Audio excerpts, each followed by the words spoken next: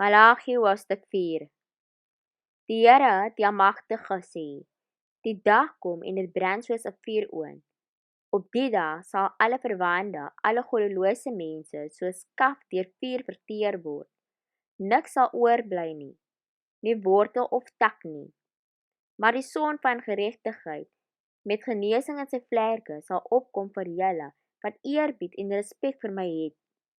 Julle sal uitgaan en vrolik rondspring soos kalwers wat uit die kraal kom. Die Here die Almagtige sê, op die dag sal julle die goddeloses vertrap, asof hulle stof onder julle voete is. Moenie vergeet om die voorskrifte van my diensknegt Moses te gehoorsaam nie. Dit behels al die reëls en die regulasies wat ek hom op Sinaï beveel het, om vir die hele Israel te gee. Kyk, voordat die groot en angswekkende dag van die Here aanbreek, stuur ek die profeet Elia na julle toe. Hy sal ouers met hulle kinders versoen en kinders met hulle ouers.